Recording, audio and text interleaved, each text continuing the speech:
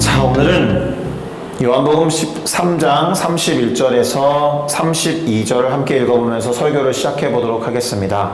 다 같이 요한복음 13장 31절에서 32절을 함께 읽어보도록 하겠습니다. 그가 나간 후에 예수께서 이르시되 지금 인자가 영광을 받았고 하나님도 인자로 말미암아 영광을 받으셨도다. 만일 하나님이 그로 말미암아 영광을 받으셨으면 하나님도 자기로 말미암아 그에게 영광을 주시리니 곧 주시리라. 아멘. 자, 저는 방금 함께 읽어본 이 요한복음 13장 31절에서 32절 말씀을 가지고 반전의 영광, 이와 같은 제목으로 잠시 말씀을 나누고 그 안에서 깨달음을 주시는 하나님의 은혜에 따라서 함께 기도하는 시간을 가져보고자 합니다. 일단은 오늘 본문이 놓여있는 앞구절의 내용을 살펴볼 필요가 있겠습니다. 예수님께서 6월절 만찬을 제자들과 함께 마가의 다락방에서 보내고 계시다가 갑자기 이런 말씀을 하십니다. 내가 진실로 너희에게 이르노니 너희 중 하나가 나를 팔리라. 그렇게 말씀을 하셨어요. 뜬금없는 얘기처럼 보이고, 그래서 제자들이 서로 눈치를 보면서 누구에 대해서 지금 말씀하시는 건지 궁금해하기도 하고 질문도 던지고 그랬습니다. 그리고 자기 자신에 대해서는 의심하지 않으면서 혹시라도 우리 중에 누군가가 예수님을 팔아 넘길 것인가 하고 의심하는 눈초리로 쳐다보고 있었습니다. 예수님도 그것을 아셨기 때문에 힌트를 하나 주시죠. 내가 떡 한 조각을 적셔다가 주는 자가 그니라. 이렇게 잘 들리는 말씀으로 들려주셨을 텐데 제자들은 그 떡 한 조각을 가져다 대는 그 가룟 유다가 예수님을 팔 것이라는 생각을 하지 못하고 그냥 그러려니 했나 봅니다. 유다가 예수님께서 주시는 떡 한 조각을 받아서 나가는데 밤이었다 이렇게 말하니까 아마도 성금요로 넘어가는 그 경계에 있는 밤이었을 가능성이 높겠습니다. 유다는 떡 한 조각을 예수님으로부터 받고 나서 밖으로 나갔어요. 상당히 괴로웠을 것 같습니다. 밖으로 나가는 게 나았을 겁니다. 다른 제자들은 알아차리지 못했지만 가룟 유다는 자신의 심령과 폐부를 찌르는 예수님의 말씀에 심장이 멎는 것 같았을 거예요. 그래서 적지 않은 충격 속에서 그 문 밖으로 나가는 것이 그나마 나았을 거라는 생각이 듭니다. 바로 이와 같은 구절 뒤에 오늘 우리가 읽어본 설교 본문의 첫 구절 요한복음 13장 31절이 기록되어 있는 것입니다. 뭐라고 기록되어 있었느냐? 그가 나간 후에, 가룟 유다가 나간 후에 예수께서 이르시되 지금 인자가 영광을 받았고 하나님도 인자로 말미암아 영광을 받으셨도다. 이렇게 말씀하셨습니다. 그러면 아주 중요한 질문이 하나 반드시 떠올라야 됩니다. 어떤 것이겠습니까? 가룟 유다가 예수님을 배신하고 대제사장들과 바리새인들에게 예수님을 팔아넘기는 것이 도대체 어떻게 예수님이 영광을 받는 일이 되는가? 우리가 언뜻 생각해보면 영광과는 반대되는 상황이 이어져 가고 있는데 어째서 예수님은 그것을 당신이 영광을 취하는 일이라고 말씀하셨는가? 그가 나가는 즉시로 지금 내가 영광을 받았다 이렇게 말씀하실 수 있는가? 오늘은 여기에 초점을 두고 영광이 도대체 무엇이길래, 하나님이 취하시는 영광이 도대체 무엇이길래 이러한 말씀을 하셨는지에 초점을 두고 말씀을 좀 살펴보면 좋을 것 같습니다. 그러기 위해서 우리는 먼저 하나님의 영광에 관한 이야기를 살펴볼 필요가 있습니다. 그래야 이 구절을 이해하는 데 도움이 될 거예요. 우선은 하나님의 영광이라는 것은 하나님의 여러 가지 성품들 중에서 가장 본질적인 특징 중에 하나입니다. 이 세상에 영광이라는 것이 존재한다면 그건 하나님으로부터 올 수밖에 없어요. 그렇지 않겠습니까? 모든 것이 하나님의 소유이기 때문에 그분을 만유의 주라고 부르는 것처럼 영광이라는 것이 존재한다면, 빛이라는 것이 존재한다면 하나님으로부터 올 수밖에 없어요. 그 말은 영광이라는 것이 존재한다면 하나님이 소유주라는 뜻입니다. 그래서 영광을 드립니다 라는 표현을 많이 쓰지만 영광을 돌려드립니다 라는 표현을 쓰는 이유가 거기에 있어요. 영광 자체가 하나님의 소유이기 때문에 그렇습니다. 세상에 영광이라는 것이 존재하면 당연히, 그리고 존재한다는 걸 우리는 알고 있는데 정확히 뭔지는 모르지만 그 시작점이 하나님이라는 그런 점에서 본래 하나님의 것이다. 이 말은 하나님에게서 영광을 제외해버리면 하나님이 아니다라는 뜻이에요. 대단히 본질적인 속성을 드러내는 표현이 영광이라는 겁니다. 하나님의 영광이라는 말은 하나님 자신이라는 뜻이에요. 마치 하나님은 사랑의 하나님이라 라고 기록하기 이전에 하나님은 사랑이시다 라고 말씀하신 것처럼, 하나님이 사랑 자체인 것처럼 하나님에게서 사랑을 빼버리면 하나님이 존재하지 않는 것과 같은 이치로 영광도 그와 같다라는 겁니다. 그리고 하나님께 영광을 돌린다라는 말은 하나님의 그 고유하고 본질적인 가치와 아름다움을 인정한다라는 뜻인데, 특별히 공개적으로 드러낸다라는 뜻이 있습니다. 공개적으로 마음을 다해서 하나님을 찬양하거나 그분에 대해서 말하는 것이 하나님께 영광을 돌리는 것의 의미예요. 그래서 연예인들이 시상식에서 상을 딱 받으면 모든 영광을 하나님께 돌립니다 이런 표현을 하는 건 그들 안에서도 확신과 믿음과 자신감이 있어야 되잖아요. 내가 지금 이 자리에서 하나님 얘기를 하는 것이 조금이라도 주저되고 망설여지면 할 수 없는 고백이잖아요. 연예인들이 그 모두가 주목하는 그 순간에 공개적으로 말할 때에야 비로소 하나님께 영광을 돌린다라는 그 말의 적절한 행동과 표현이다라는 뜻이에요. 구약 성경에 기록된 영광이라는 말의 본래 의미는 어려움, 중량, 무거움, 가치, 명성, 영예 이런 뜻을 담고 있는 카보드라는 히브리어에서 왔습니다. 그리고 이 단어가 하나님에게 사용되는 경우라면 아까도 말씀드렸듯이 그분의 본질적인 가치와 그분의 장엄한 빛, 광휘를 나타내는 의미, 광휘, 명성, 가치 등을 의미합니다. 특별히 명성이라는 단어에 주목할 필요가 있습니다. 실제로 하나님은 당신의 명성을 더럽히지 말라라는 표현을 당신의 이름을 망령되이 일컫지 말라라는 말로 직접 하신 말씀이 있습니다. 명성이라는 것이 대단히 중요하니까 그 단어를 기억해 두시면 좋을 것 같습니다. 신약 성경으로 넘어왔을 때 영광이라는 단어의 헬라어는 독사라는 단어입니다. 그리고 신약 성경 안에서는 주로 예수 그리스도와 함께 결합돼서 표현될 때가 많은데, 예수 그리스도에 의해서 나타나는 하나님의 계시, 하나님의 나타냄, 하나님의 드러남 이런 것을 표현할 때 사용되어 왔습니다. 그러니까 하나님의 영광은 성육신하신 예수 그리스도의 삶과 사역 속에 나타나고 드러나는 하나님의 속성, 이렇게 보시면 될 거예요.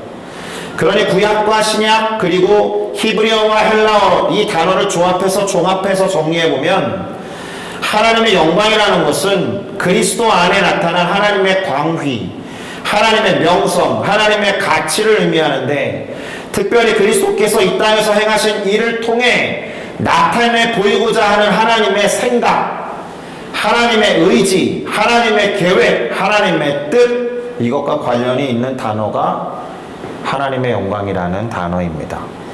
그래서 때로는 어렵고 때로는 무겁고, 그래서 남들이 잘 하지 않는 것이지만 그래서 가치가 있는 그 어떤 일을 통해서 하나님의 영광을 드러낼 때, 그때 영광을 돌려드린다라는 표현을 쓰는 겁니다.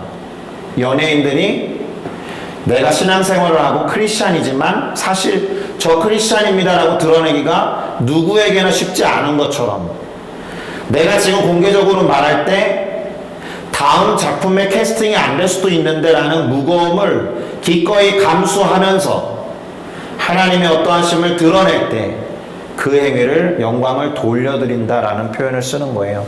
우리도 모든 영광을 하나님께 돌려드립니다라고 너무나 쉽게 말하지만 사실 내가 좀 뭘 잘했지 라고 생각해서 나에게 공을 돌리고자 하는 이 유혹과 그런 어떤 본능적인 것들을 이겨내면서 그 무거움을 감수하면서 하는 게 영광을 돌려드린다라는 표현이에요.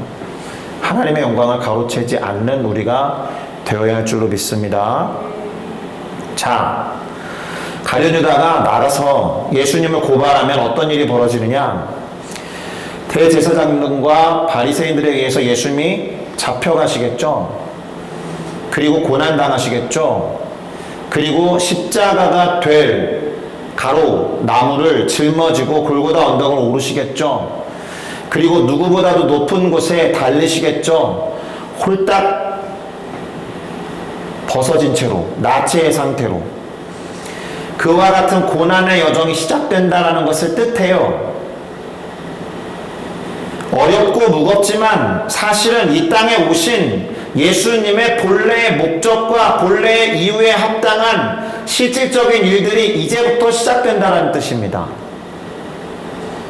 지금까지 물론 공생의 기간 동안에 병든 자를 치료하시고 죽은 자를 살리기도 하셨고 천국 복음을 전파하시기도 하셨고 가르치시는 사역도 다 하셨지만 가룟 유다가 지금 문을 박차고 나간 그 이후로 이 땅에 실질적으로 와서 해야 되는 본래적인 사역이 이제부터 시작된다라는 뜻입니다. 이걸 좀 생각하셔야 되는데 이 땅에 오신 본래의 목적과 이유라는 말을 가지고 다시 한번 하나님의 영광에 관한 이야기를 해보겠습니다. 자, 생각하고 의도한 대로 되는 것만큼 기쁘고 영광스러운 일이 없죠. 하나님이 어떤 생각과 어떤 의도를 가지고 예수님을 이 땅에 보내셨잖아요. 그런데 그 예수님이 이 땅에 오신 이유와 목적대로 행동하시면 하나님으로서는 대단히 기쁜 일 아닙니까? 그 일이 누구나 할 수 있는 쉬운 일도 아니고 무거운 멍에를 짊어지는 일인데 기꺼이 그 멍에를 감당하고 무거움과 무게를 견디면서까지 당신이 이 땅에 보내신 이유와 목적에 합당한 행동을 하는 예수님을 보면 한편에서는 마음이 아프시겠지만 내가 보낸 이유와 목적에 합당한 행동을 하는 아들의 모습 때문에 흡족하시겠죠. 만족스러울 것입니다. 가룟 유다의 행동으로 인해서 이제부터 일어날 일들이 그런 의미라는 거예요. 그래서 영광을 받았다라고 말씀하신 거예요. 왜요?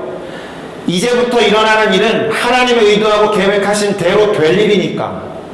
하나님이 기뻐하실 만한 일이 펼쳐질 것이기 때문에 예수님을 이 땅에 보내신 하나님의 마음과 계획대로 된다는 점에서 이것은 하나님이 영광을 받으시겠구나라는 의미가 되는 겁니다.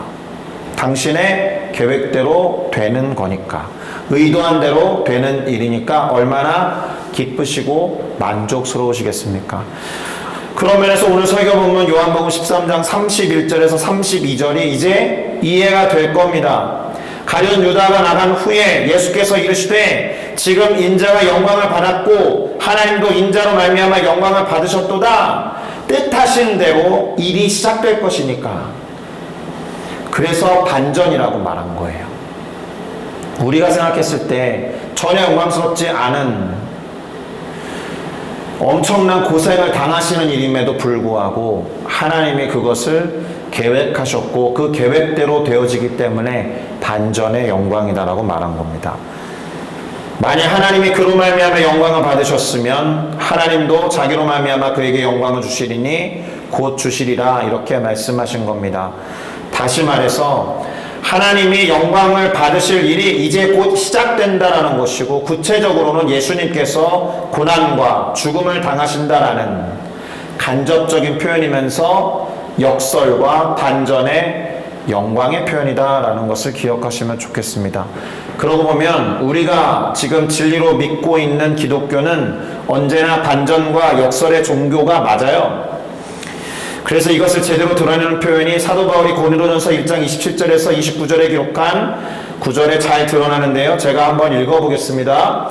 그러나 하나님께서 세상에 미련한 것들을 택하사 지혜 있는 자들을 부끄럽게 하려 하시고 세상에 약한 것들을 택하사 강한 것들을 부끄럽게 하려 하시며 하나님께서 세상에 천한 것들과 멸시받는 것들과 없는 것들을 택하사 있는 것들을 폐하여 하시나니 이렇게 하신 이유는 아무 육체도 하나님 앞에서 자랑하지 못하게 하려 하심이라. 구체적으로는 아무 육체도 자신의 지혜로 인해서 자랑하지 못하게 하려 함이라. 아무 육체도 자신의 강함으로 인하여서 자랑하지 못하게 하려 하심이니라. 다르게 말하면 사람들의 생각과 하나님의 생각이 다르다라는 거죠. 역설적으로.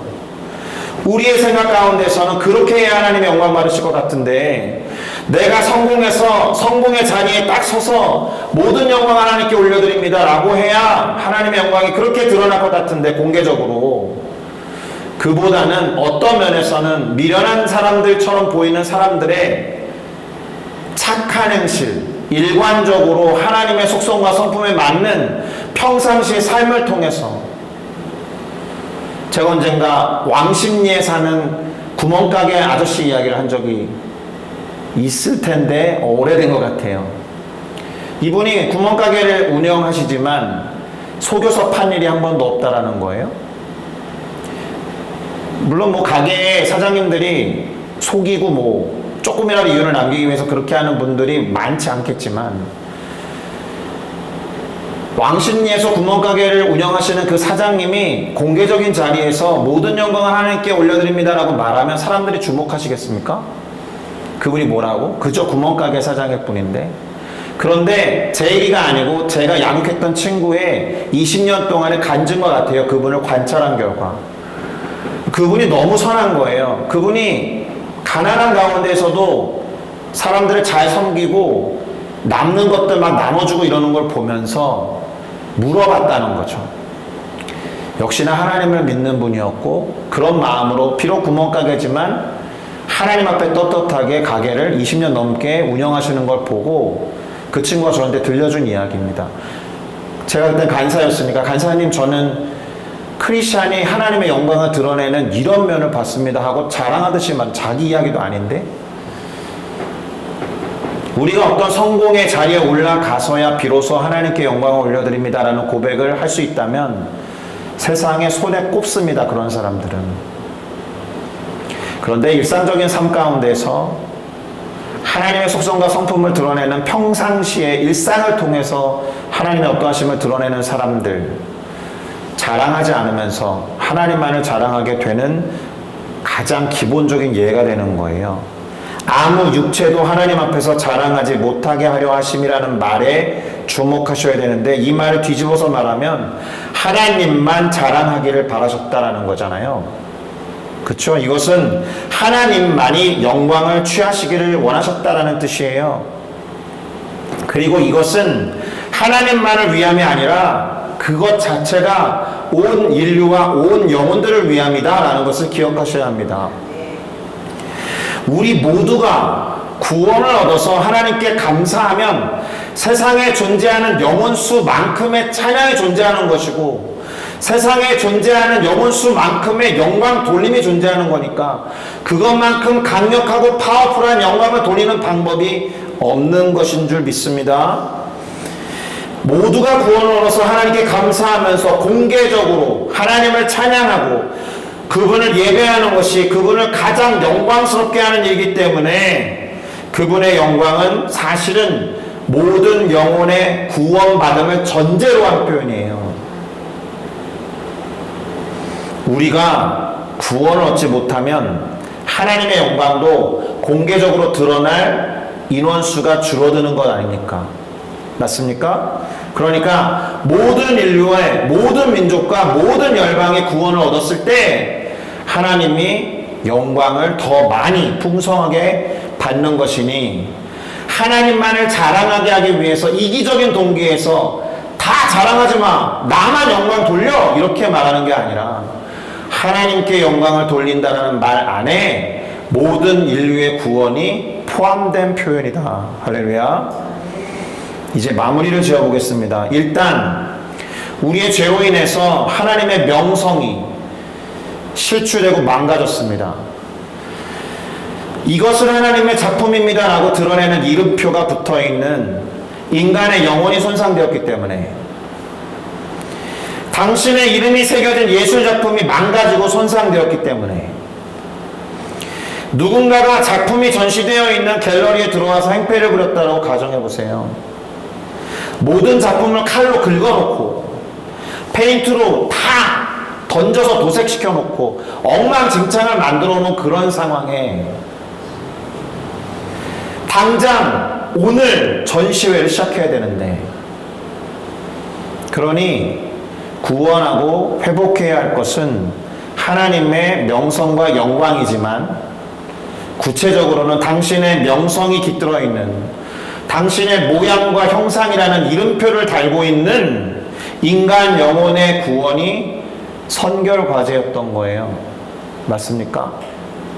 그런 면에서 잘 보세요. 예수님은 그 어떤 죄인보다 일그러지셨습니다. 십자가 위에서 완전히 너덜너덜해지셨어요. 망가지셨어요. 그 안에서 자화상을 봐야 돼요. 하나님의 명성이 완전히 찌그러지고 망가져 있는 우리의 실존의 모습이 예수님이 십자가에 달려있는 모습과 오버랩돼야 된다라는 거예요. 우리들 자신의 모습이 되셨다. 예수님의 일그러진 얼굴과 그 모습과 너덜너덜해진 상처는 망가진 하나님의 영광과 명예, 그리고 하나님의 모양과 형상, 곧 하나님의 이름표가 붙어있는 인간의 모습이 그만큼 망가졌다라는 것을 실질적으로 보여주는 예가 된다라는 겁니다. 그러나 우리가 잘 알듯이 그런 상태로 성경의 기록이 끝나지 않죠. 고통과 고난과 죽음과 절망이 아니라 부활이 있기 때문에 그렇습니다. 할렐루야. 그리스도의 부활이야말로 하나님의 영광이 온전히 회복돼서 하나님의 영광을 받으시는 최고의 순간이 되는 줄로 믿습니다. 하나님의 이름표, 곧 그분의 모양과 형상인 인간 영혼이 그 십자가 사건을 통해서 구원되었기 때문입니다. 그래서 구원받은 자들의 노래의 주제가 뭐예요? 구원하심이 보좌에 계신 하나님과 어린 양께 있도다. 그분에게 모든 찬양과 존귀와 영광과 능력이 세세 무궁토록 있기를 원하나이다. 회복되고 구원받은 영혼들이 하나라도 더 그 모임에 합류하면 합류할수록 망가진 하나님의 영광은 회복되는 것이고 하나님 만족스러워하면서 기뻐하실 줄로 믿습니다. 회복된 우리의 삶이, 또 회복된 하나님과 우리 삶의 어떤 관계가 그분의 영광을 가장 잘 드러내는 방법이 된다는 것을 기억하시고, 그런 마음으로 우리는 매주 기념하는 마음으로 하나님을 예배하는 것이잖아요. 그 뜻을 이루고자 이 땅에 오신 예수님의 순종을 기념하기 위해서 주일날 모여서 예배하는 거잖아요. 그렇게 하나님의 영광에 관한 이야기는 우리의 삶을 통해 지속되고 확산되어야 합니다. 많은 사람들의 입에 오르내리고 회자되어야 한다는 거예요. 공개적으로 하나님을 높이고 찬양하는 것이 그렇게 공개적으로 폭넓게 모든 민족과 영혼과 방언과 모든 땅끝에서 영화롭게 드러나게 될 줄로 믿습니다. 예수님의 십자가를 잘 보세요. 너덜너덜해진 예수님의 시신이 붙어있는 것이 아니라 가장 높은 곳에 달리셔서 하나님이 독생자 예수를 보내신 이유와 목적을 가장 잘 드러내는 영광의 십자가였다. 할렐루야.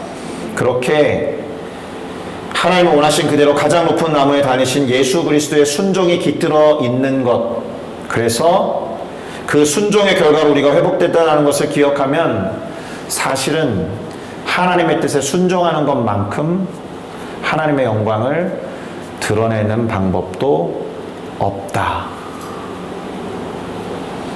모든 믿는 자들이 하나님이 원하시는 바를 행함으로 인해서 그분이 영광을 취하시도록, 만족해 하시도록 하루하루 매 순간을 순종 안에서 살아가는 우리 모두가 되기를 예수 그리스도의 이름으로 축복합니다. 기도하시겠습니다.